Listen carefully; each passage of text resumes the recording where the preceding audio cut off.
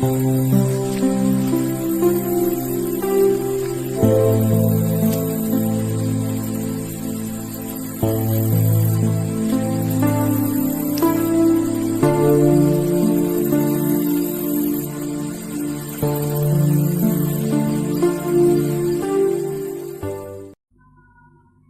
we'll talk about dependent origination, concerning the dependent seizing or the dependent quenching of things. We'd like to call this paticca nirodha. Nirodha means quenching or ceasing. The aspect of dependent of this story, which is the dependent arising of things, is called paticca samuppada. And then the dependent quenching, the quenching down of things, is called paticca nirodha. This quenching simply means not arising. To make something so it doesn't arise, doesn't occur, that's what we call quenching. So quenching is the opposite of arising. For this quenching, it's best to quench this process at the very beginning. But if we're unable to catch it at the very start, then we can quench it at the next instant, the next moment. We need to talk about both possibilities for quenching the process of dependent origination. Please recall the last lecture where we pointed out that the beginning of the dependent origination occurs when the inner sense organ, the outer sense object interact, and then consciousness arises. And the three of these together are called contact. And so we must know how to deal with this from the moment that sense consciousness arises.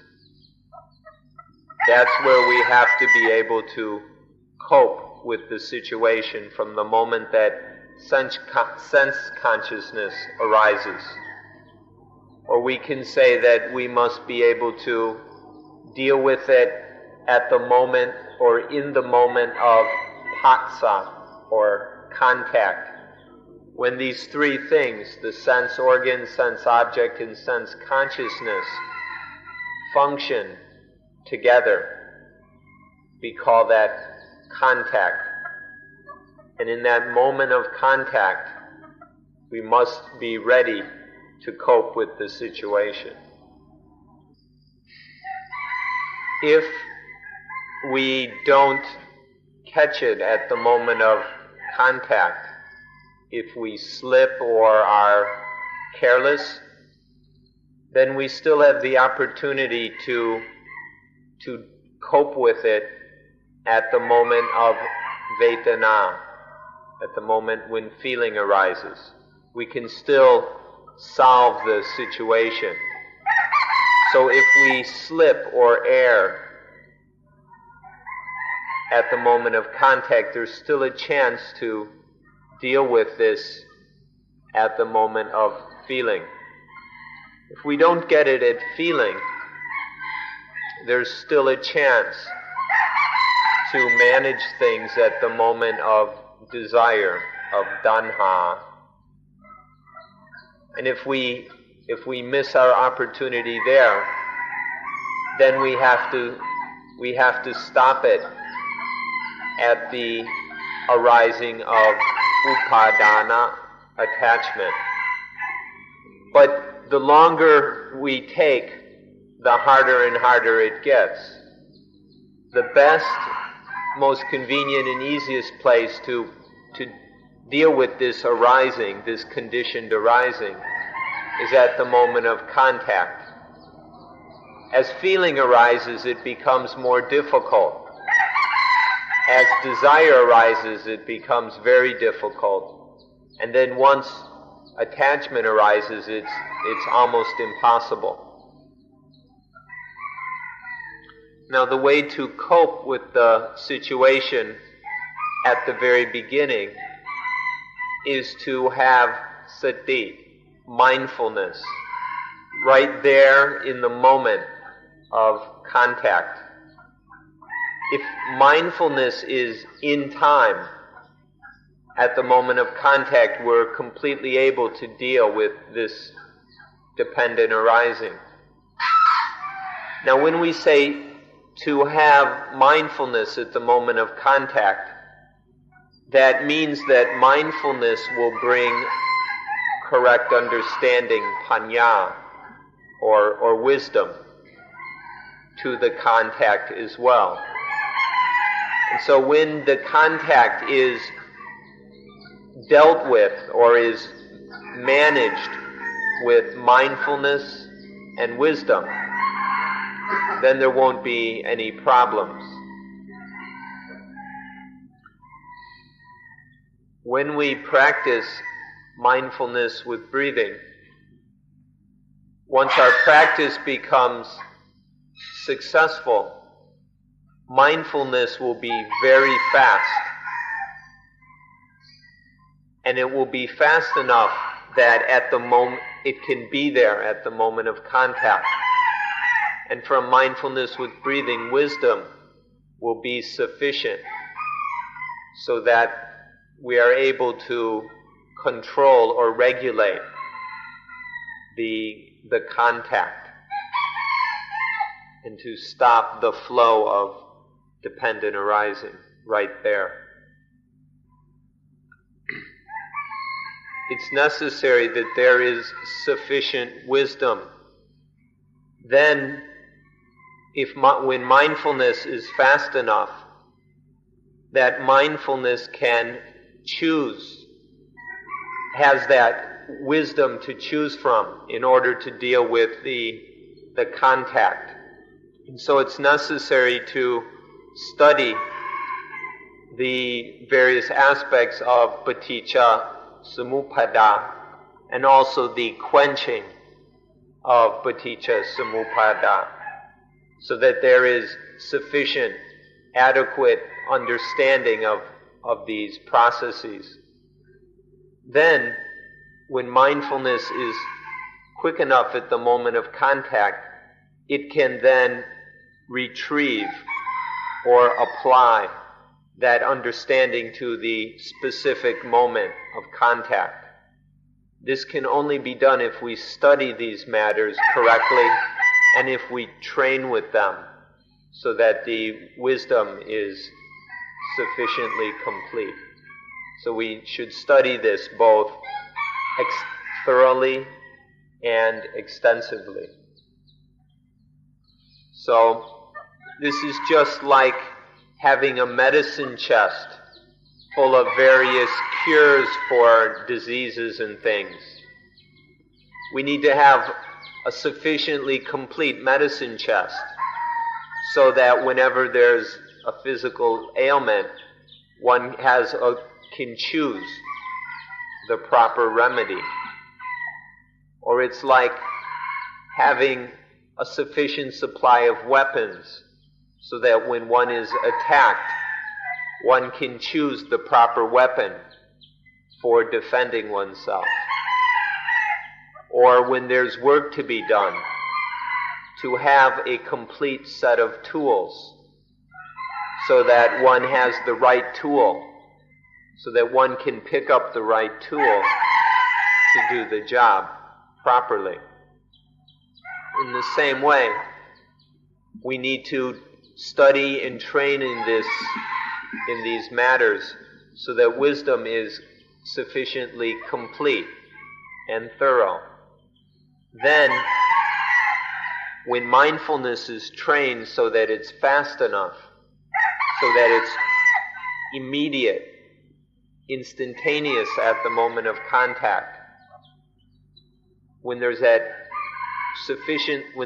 very fast mindfulness and the sufficiently complete understanding, then mindfulness will pick up the right understanding to use for this contact right here and now. And so please don't lose interest or be bored by our study of Paticca Samuppada.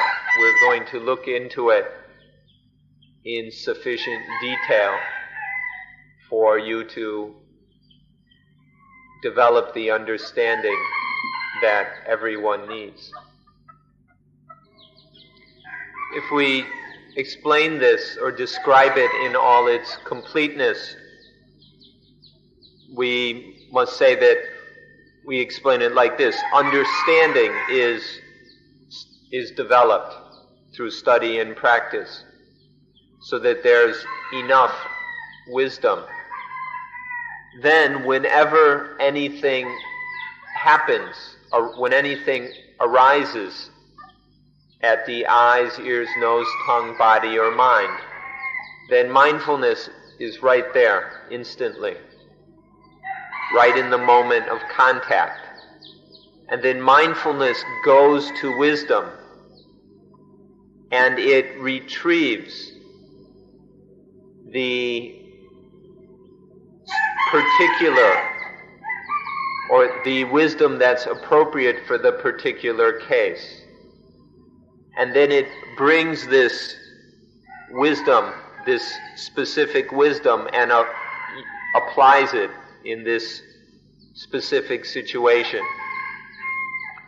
When wisdom is applied specifically like this, we give it a new name. Instead of calling it panya, we call it sampajanya, which means wisdom which is thorough and comprehensive. So it's a comprehensive and thorough understanding of the specific occurrence or specific contact. And then so that there's enough energy, so that the mind has enough strength to do this, there must be samadhi or concentration. All four of these are developed by the practice of anapanasati, which you are studying and practicing here. All four of these necessary tools, mindfulness, wisdom, this comprehensive wisdom in action, and samadhi, all of these will be developed sufficiently for you to be able to cope with each of these contacts as they arise. So the stock of wisdom is called panya. And then that specific wisdom, which is used, the understanding in function, the applied understanding of this for this specific case, is called sampajanya. Sampajanya is this comprehensive understanding. Please remember this word, it's a very important one. Sampajanya. Sampajanya. Remember this word, and it will help you a great deal. Then there's mindfulness, which is the companion of this sampajanya, and the two together oversee or deal with the experience. And then the power, the strength of samadhi provides all the energy that's necessary to deal with this situation. These four things are something that we need to know about and know and understand how to use. So please give adequate consideration to mindfulness, wisdom, sampajanya, and samadhi. And so, when there is sati, mindfulness, fast enough to be right there at the moment of contact, and then from the stock of wisdom it applies the specific sampajanya. When this occurs at the moment of contact, then instead of this being a stupid or ignorant contact, it's an intelligent contact.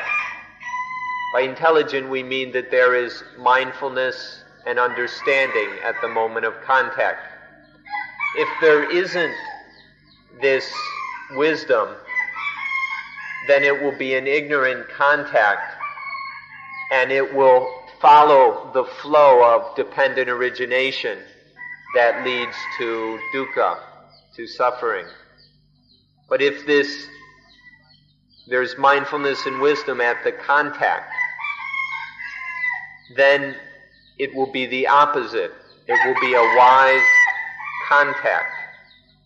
And then instead of the dependent arising of suffering, instead there will be the dependent quenching of dukkha.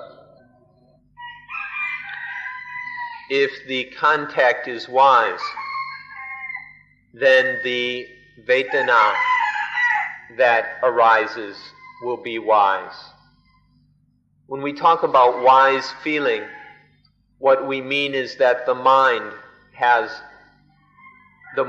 understands this feeling correctly.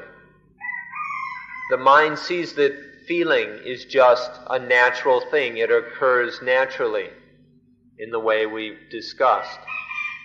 And so the mind, whether it's a pleasing or unpleasing feeling, the mind doesn't fall into liking or disliking the feeling. The mind isn't tricked by the feeling. This is the meaning of wise feeling.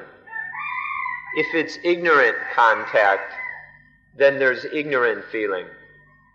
And the pleasant feeling trick the mind into liking it.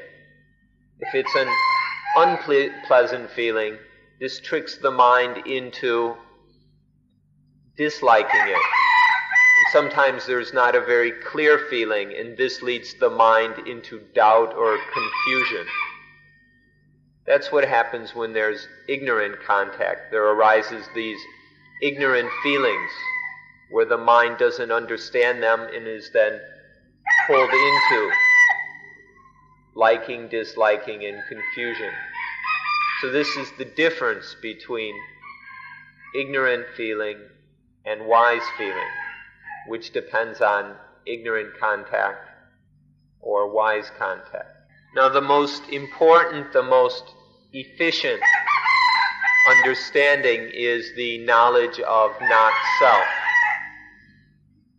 To realize clearly that these eyes, ears, nose, tongue, body, and mind, none of them are self. None of these things are I or mine.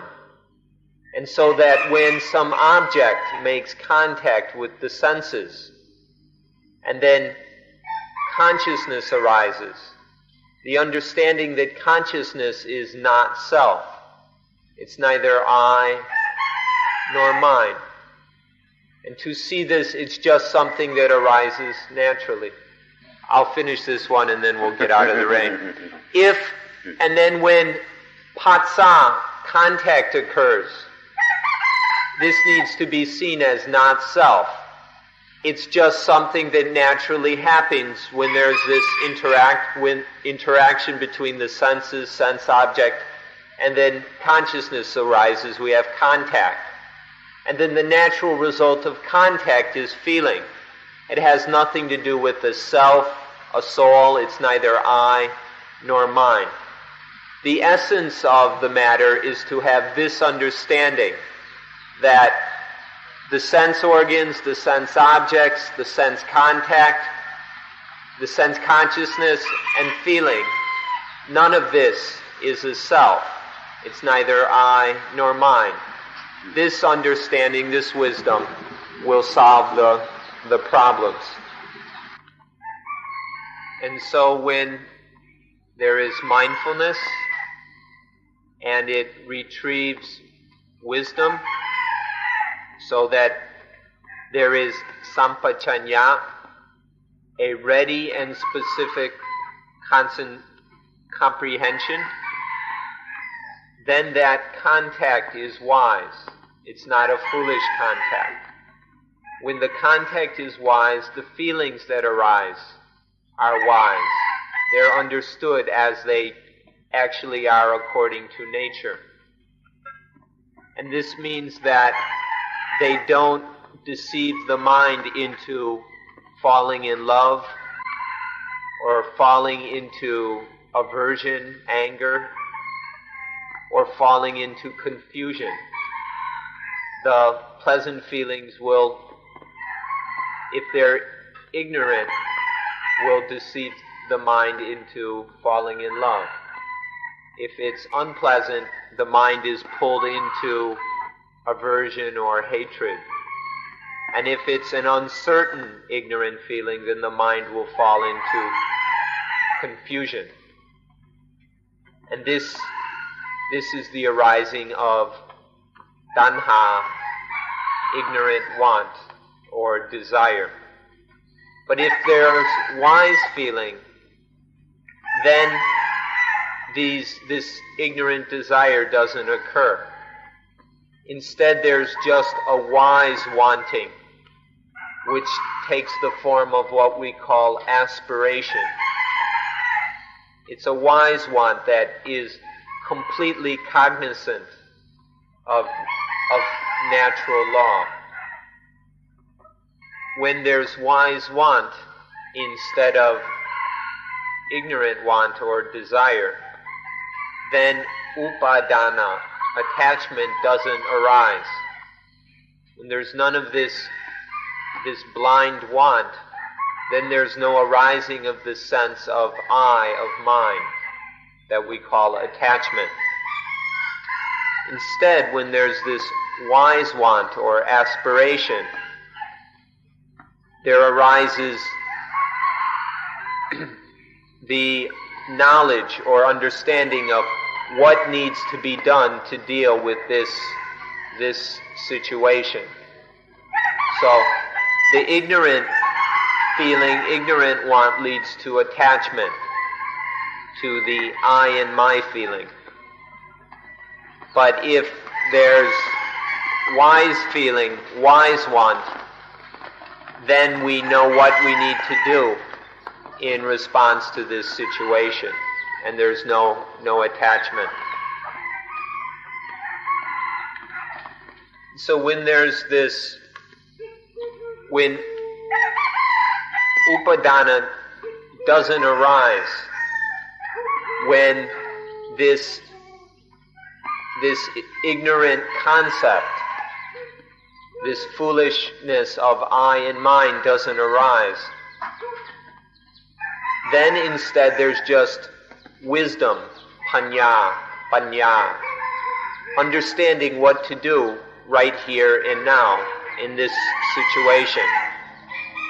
And then when upadana, attachment, doesn't arise, then when the attachment to self doesn't arise, then there isn't existence. There isn't the existence of self. And when this existence of self doesn't arise, then the birth of self doesn't occur. And so this is how this process can go in the way that doesn't lead to suffering, the way that is not suffering, where there's wise feeling, wise want, wisdom, and the existence and birth of self don't occur.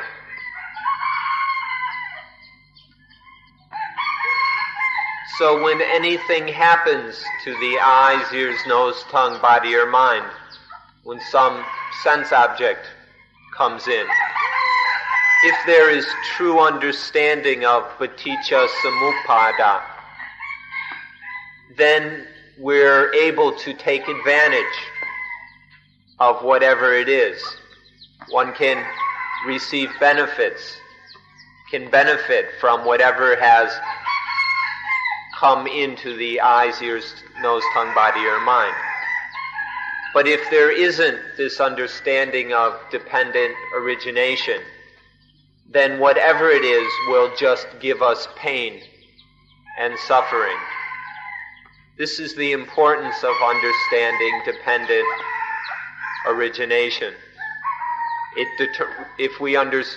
Whether or not we understand this determines whether the objects that stimulate our senses will give us benefits or suffering.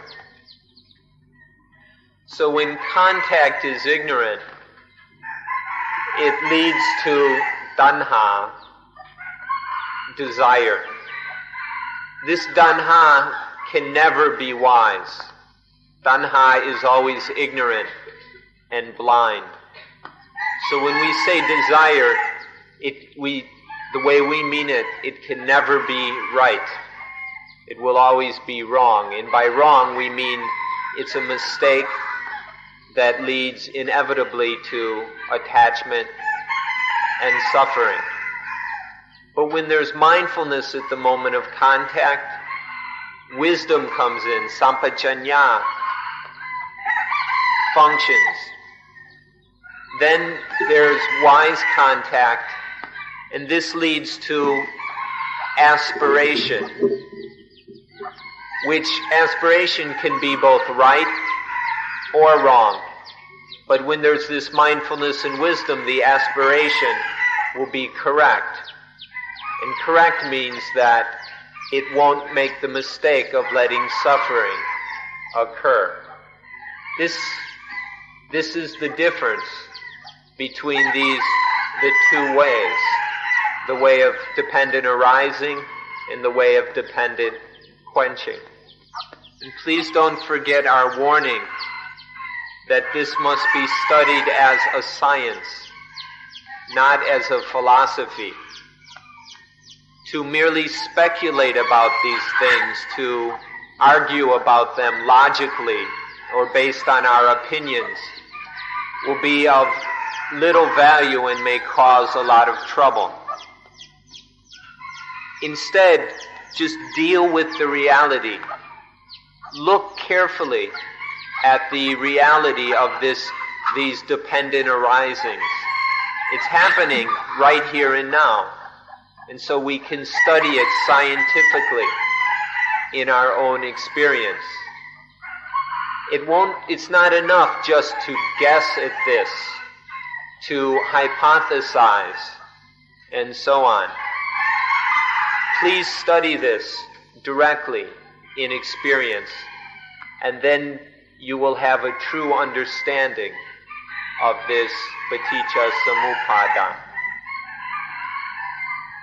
Even if you study this as from a psychological point of view, please make sure that that is a truly scientific psychology and not just the pseudoscience of mere psychological theories and opinions. So we've discussed how to deal with the situation at the very beginning, at the moment of contact. Now what should we do if we slip at the moment of contact and allow ignorant feeling to arise? What is needed then is a lot of understanding, a lot of panya. If ignorant feeling arises, it will take a lot of wisdom to examine that feeling and transform it into wise feeling. Wisdom needs to look at that feeling and see that this feeling, whether pleasant, unpleasant, or whatever, is merely a natural phenomenon. When the nervous system is stimulated, it's a natural reaction that there will be these feelings. There's nothing more to it than that. So it's just this natural reaction. There's no special meaning or significance to it. And it's surely not I or mine. It's just that. It's only this. It's what we can call da-ta-da. It's just what it is. If there's enough understanding of this feeling, then that ignorant feeling, the ignorance can disappear and it becomes wise feeling. And so whether it's pleasant, unpleasant, or uncertain, that feeling will lose its ability to deceive the mind. This takes a lot of wisdom. Now what happens if feeling is completely ignorant and tanha arises, this stupid wanting, this desire arises? There's still a chance to do something about it, but it's going to be very, very difficult. To deal with tanha, mindfulness must be incredibly fast. Wisdom must be thorough and complete. Sampajanya must be very specific, ready and together right there. And there has to be a lot of samadhi. It takes a lot of energy to do this. To solve the situation at feeling is already difficult. But to do it here in the moment of desire is very difficult. It's almost too much for us. But if there's an incredible amount of mindfulness, wisdom, sampajanya, wisdom in action, and samadhi, it can be done. What we need to do is that if there's enough, if sati is there and it's very quick, very clear, if wisdom can see the ugliness of this desire, to see what a foul and harmful thing desire is. If wisdom can see desire correctly, then there will arise an aversion to it, a fear of this desire and the pain that it will cause. If wisdom is strong enough, deep enough to do this, then the flow of paticca samuppada can be cut, even here at tanha, but it's very, very difficult, nearly impossible. But it's still, we have to try if it's gotten this far. And so, if there's desire is ended or stopped, then there's no attachment coming up. When there's no attachment to self, the existence of self doesn't arise, and then the birth of self doesn't occur. And then there is nothing to suffer. There will be no dukkha. So this is paticca samuppada in the aspect of quenching. This is the end. This is the end of dukkha, or the quenching down of suffering. We can call it the quenching or extinguishing aspect of dependent origination, or we can just call it paticca nirodha, dependent quenching. Now we need to look at the situation where upadana or attachment arises. We need to be able to deal with this somehow, because attachment to self inevitably will cause suffering. So if we can't stop it here, it's going to lead to dukkha.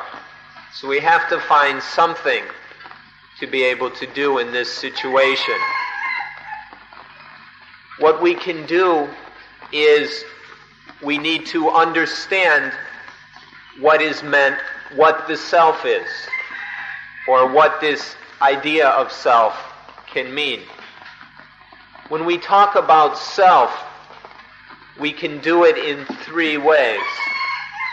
And to deal with attachment, we need to understand all three of these ways of understanding self. The first way is called atta, which is one extreme of the complete, full-blown self.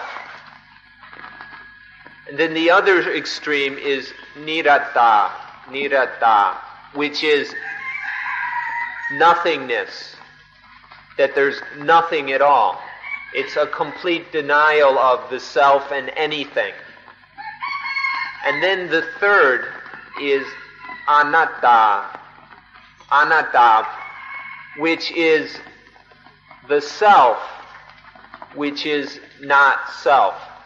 On the one extreme is the self that is grasped at and believed to be a real self. On the other extreme is the self that is denied, that is annihilated. But in the middle is anatta, the self which is understood to be not a self, the self which is not self. If we understand these three ways of seeing self or relating to self, then it'll be much easier to cope with the arising of attachment, and we may be able to do something about it. If the attachment is positive, it leads to this atta, the full self, this complete belief in a self that is really a self. If the attachment is negative, then it leads to this denial, this no self, there's nothing. But if there's neither positive nor negative, if there's no attachment to positive or negative, then there is merely the self which is not self. See these three clearly. On one extreme is the full self. On the other extreme is no self, the extreme of there's no self at all, nothing. And in the middle, there's the self that is not self. To understand this will allow us to be able to do a little bit or do something about the arising of attachment.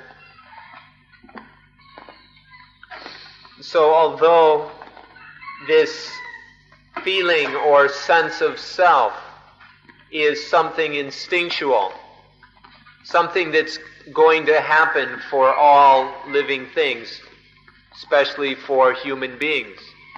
Although this is going to happen naturally, we need to study this and see it as being not self, that this instinctual self is not really a self. This will happen. There's no way of avoiding this instinctual self in life. But if it's studied, then we see, hey, this instinctual self isn't really a self. It's the self that is not self. If we can understand it in this way, avoiding the extremes of a full self, a complete self, an eternal self or whatever, or the other extreme of no self at all, if we see it correctly, then we can we can deal with attachment. And what's funny about all this is that this I, or we, this I that we feel all the time. Everywhere we go, we're aware of ourselves, of me, of I. What's funny is that this I that we are always aware of isn't really I. It's the I that is not really I. If we look into this and see it clearly, we'll have the tool to respond to live with, to deal with this naturally occurring sense of self, of I. If I were to tell you that you are the you that is not really you, you would laugh, you would accuse me of lying. But this is the absolute truth. You are the you that is not really you. This absolute truth of not self, of the self which is not self, is the essence of Buddhism. The whole intention, the single purpose of Buddhism is to help human beings to understand the self that is not self.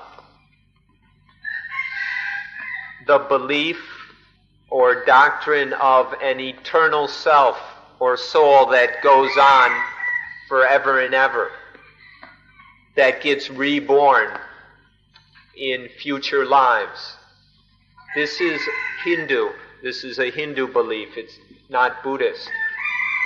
The belief that there's no self at all, that there's nothing, is just a nihilistic, wrong understanding, which is not Buddhism at all either. But the self that is not self, this is this is the teaching of Buddhism. Hinduism seeks the eternal self. The goal of Hinduism is the eternal self. Buddhism, however, has as its goal the eternal void, the eternal or permanent, perpetual voidness of self. Voidness means completely free and empty of I and mine, free and empty of self. This voidness is the goal of Buddhism. If you are interested in understanding Buddhism, it's absolutely necessary for you to study and understand this voidness. If you can understand it, then it will help you to solve all the problems of life. But you must have a correct understanding of voidness. Some people think that voidness is negative, but this is incorrect. Voidness, the correct understanding of voidness is neither positive nor negative. Voidness is beyond both the positive and negative. It's void, it's empty of both positive and negative. If we understand Buddhism correctly, then we'll be beyond the influence of positive and negative, absolutely. So if we understand this essence of Buddhism, the reality of voidness, then it will allow us to solve the situation of when attachment arises.